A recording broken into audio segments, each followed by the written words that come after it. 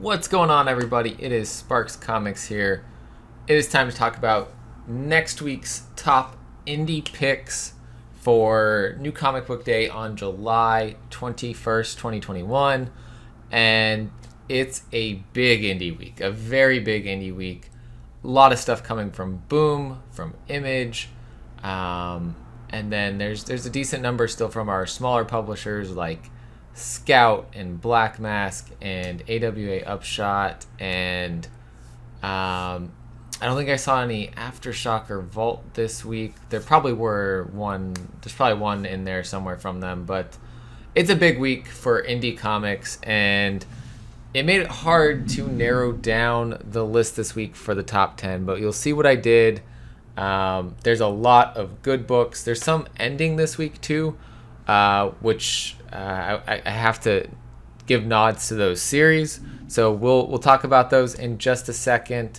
But yeah, I just want to let you guys know again about the links down below. We've got a website up and running. We've got a threadless shirt store. There's also some other things you can buy on there.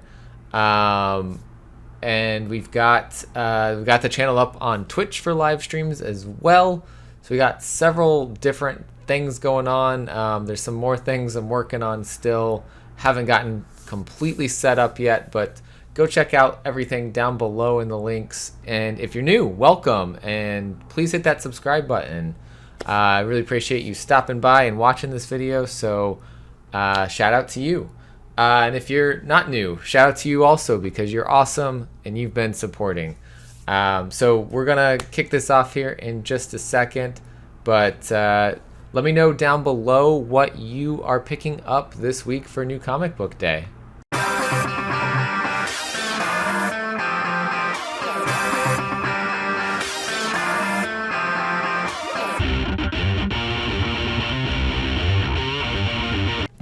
Welcome back, everybody. Let's get into this because we got a lot to talk about. Before we get into the top 10, I want to give some honorable mentions and a reprint that you should be looking out for this week. So first up, from Black Mask Studios, we have White #1 getting its second printing. So if you missed out on the first printing, you'll want to check this out because I read it and it's awesome. Is everything that I was hoping the return to the series Black would be, and yeah, it's great. I loved it.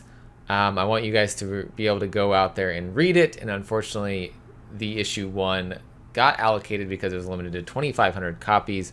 This one doesn't say that there was a limit on it, so there should be no allocations. You should be able to pick this up pretty easily if your store ordered it, so be on the lookout for this White #1 second printing.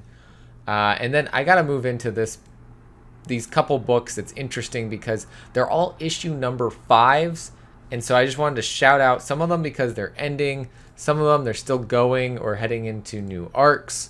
So first up, we got Nottingham #5, David Hazan writing the story, Shane Connery Volk on the art, and this is the last issue of this series from Mad Cave. It has been excellent, and I can't wait to see where it ends. It's become a very hot series people are trying to pick up, and congrats to the team because it got a volume 2 coming up. It got approved for that second volume, so we'll see what happens in that in the future. Next up, we got Proctor Valley Road #5 of 5. This is the last issue in this series. This is from Alex Child, Grant Morrison, and Naomi Franquise. I've been loving this series. I don't know how this is going to end this issue. So maybe we'll see a second volume of this one. I hope so. But I also hope, for the sake of the girls, that things end nicely and they're, moving on from the events of this story. That one's from Boom Studios. Moving on, we got another Black Mask Studios comic, Destiny New York #5 from Pat Shand. Manuel Pritano is listed as the artist, but I think they changed artist on this issue. Sue Lee on the cover. This is a kind of interim issue between story arcs, but it's another #5. It was so interesting that there were so many #5s, and these Didn't quite make my top 10, but I love these stories, and I wanted you guys to be aware of these comics. But Destiny New York is a phenomenal, well-built world, and well-built, like, well-developed characters. It's just phenomenal. We've got also from Scout Comics, Stake number 5 from David Byrne and Francesca Fantini. Another number 5. This is the second to last issue of the story arc. It's going to conclude in issue number 6, and then there will be another volume of it later. There's going to be other volumes where we get to see more characters. There's been Kickstarters already for some of that, so I love this world that David's built with Francesca, and I just can't wait to see what comes next in this world. And that's my quick summary of these like honorable mention books that really good and should be, and any other week would be in the top 10, but there's so much coming out this week that I could not even get them into the top 10.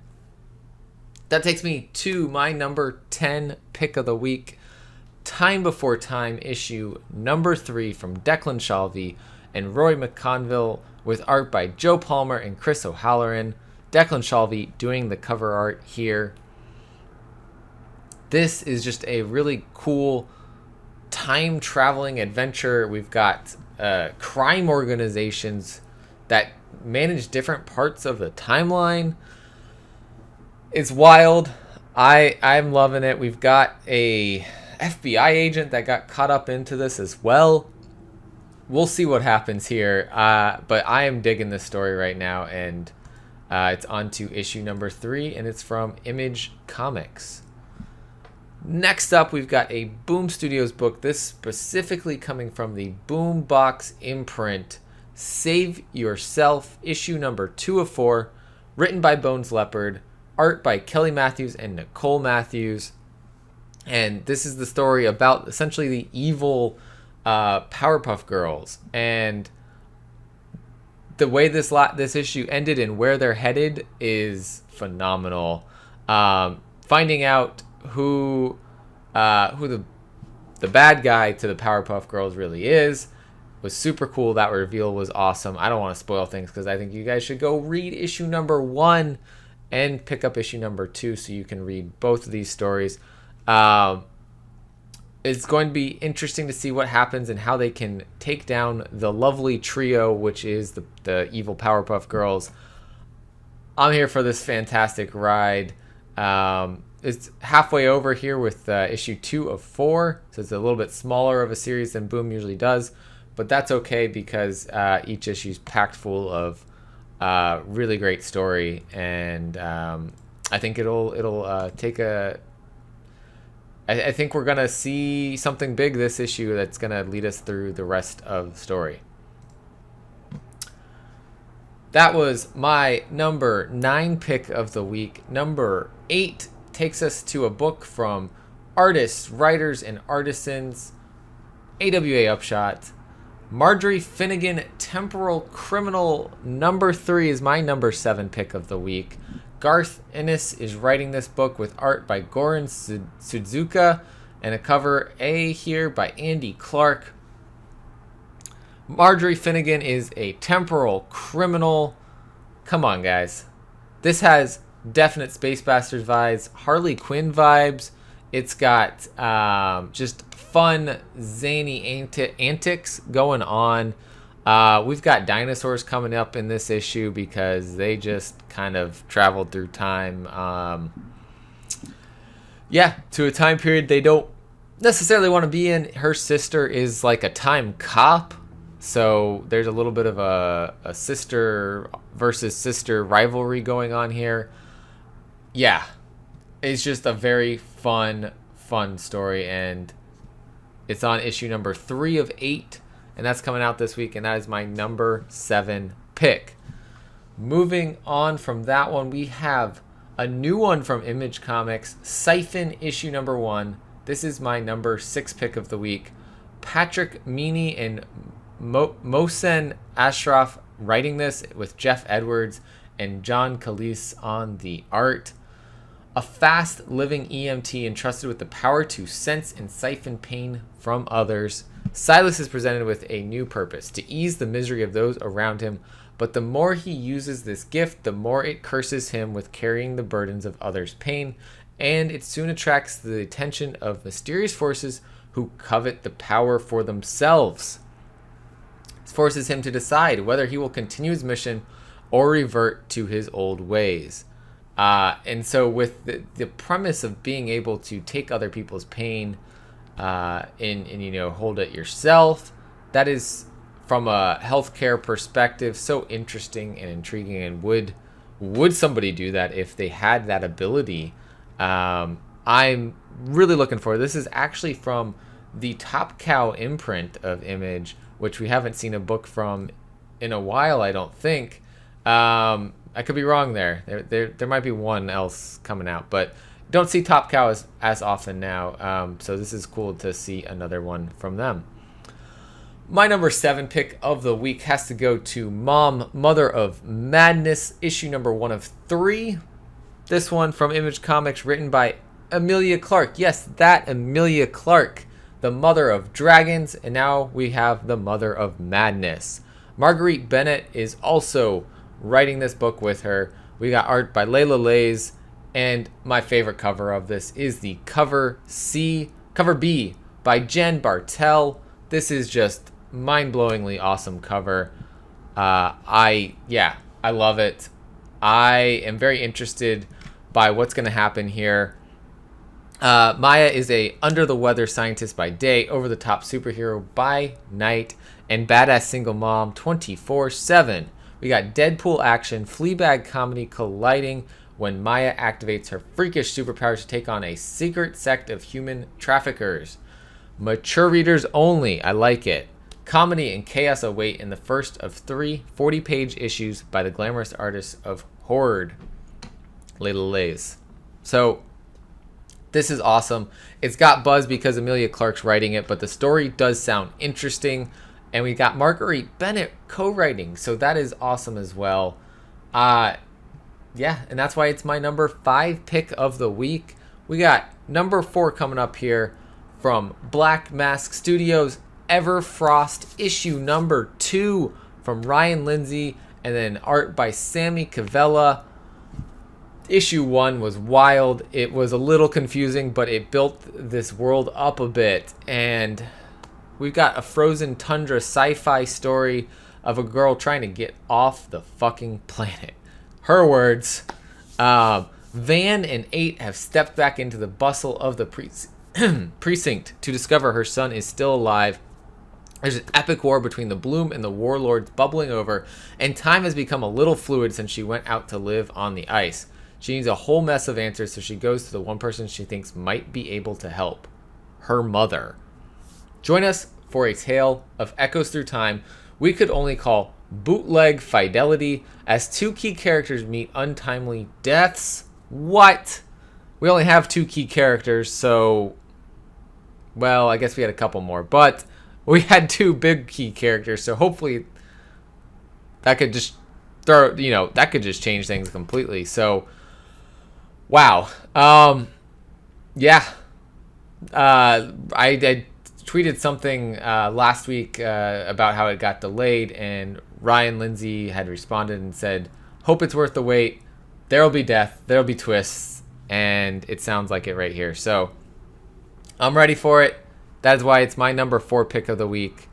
And we move into another book here for number 3, and I must have still messed things up because now I see I have I have 4 more books left. So, like I said, it is a big week. So, you know what's going to happen is we're going to have a number 3, 2, 1, and a number 0 pick of the week.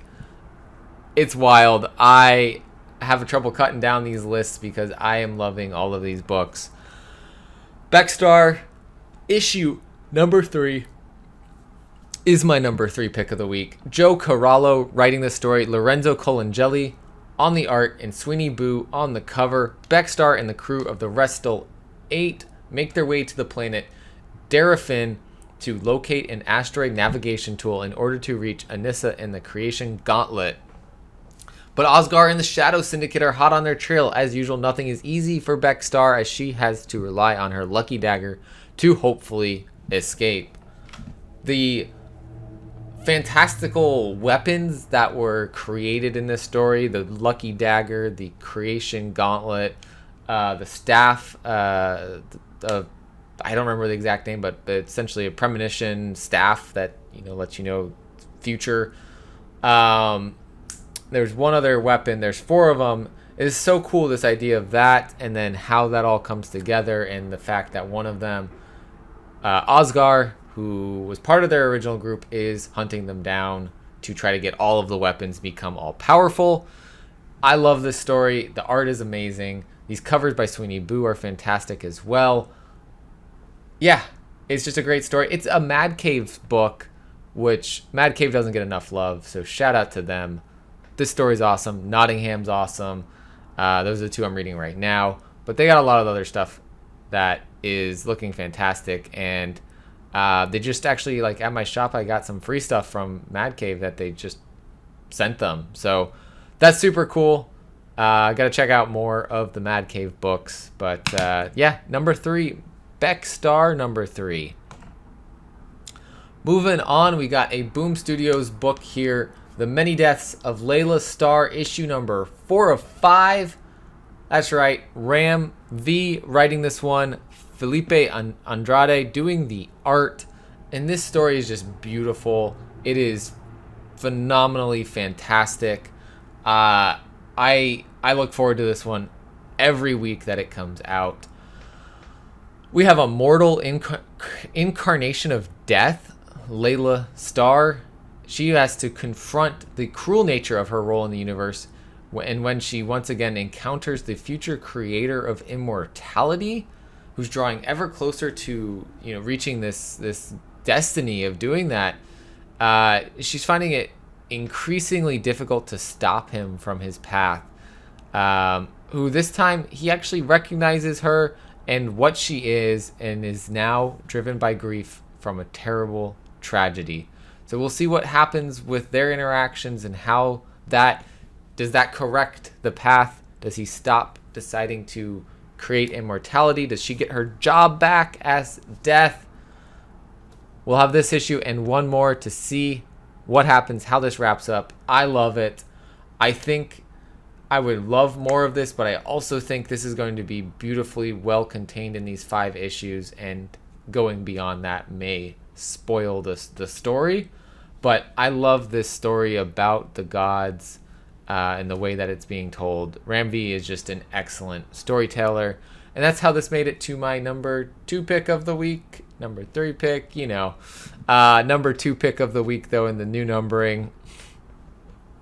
And that takes me to my number 1 pick of the week is Shadecraft number 5 by Joe Henderson, Antonio Fabella, and Lee Garbett. Zadie Lou lived in her amazing brother's shadow all her life. Now he's trapped in her shadow, literally, and he can't take it anymore. It's brother versus sister in an epic battle as Zadie fights to save her family.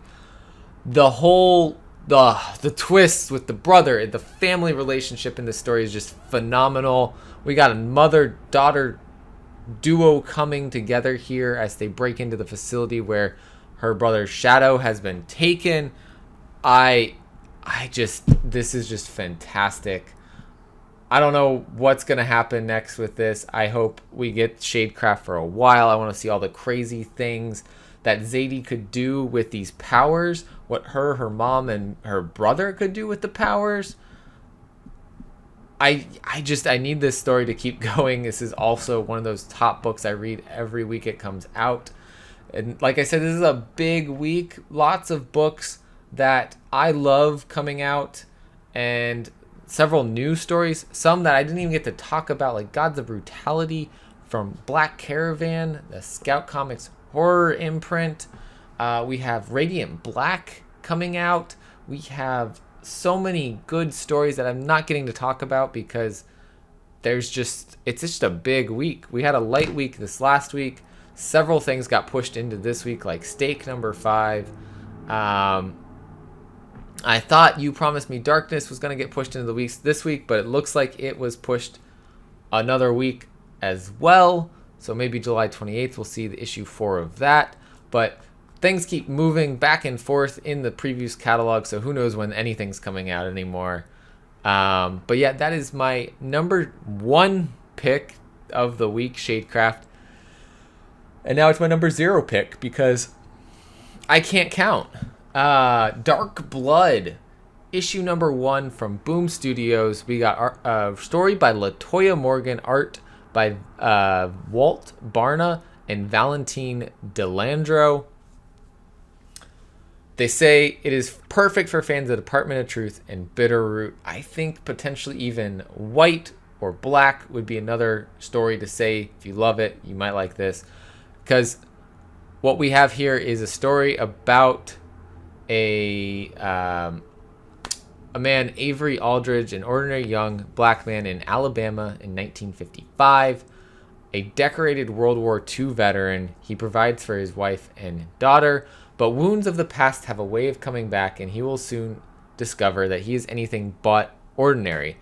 After a run-in awaken strange new abilities, Avery's about to become more powerful than he could have ever dared to dream in a country and society that never wanted him to have any power. LaToya Morgan is from AMC's The Walking Dead and Into the Badland. This just looks like a very powerful story. It is a mini-series, I believe, 6-issue mini-series coming from Boom Studios. You can check out the previews pages on the Previews World website. It looks interesting. It looks like we get some flashbacks into World War II as well. So it just looks like a great, great story. And I'm looking forward to seeing how they develop this world and what powers does he get that helps him fight some of this injustice that is going on in the world. Whew, guys, that was a lot. There's a lot of books. Like I said, I ended up doing 11 on the main list because I can't count apparently. And then I had my 4 issues that were issue number 5s that I just thought was a cool coincidence there. That didn't quite make the list, but would make it into the top 15. We also had a reprint from Black Mask Studios for White number 1. Lots of good stuff. So let me know down below what you're picking up this week. This is just the indie books. There's a lot of Marvel coming out. I know Moon Knight number 1 is something coming out this week. I'm not picking it up, but I know a lot of people are hyped for that book. And yeah, that's it for here. Check out the links down below like I told you guys earlier. And if you aren't subscribed, please go ahead and do that. And welcome to the channel. I appreciate you watching this video. Hit the like on your way out. And as always, guys, collect what you love.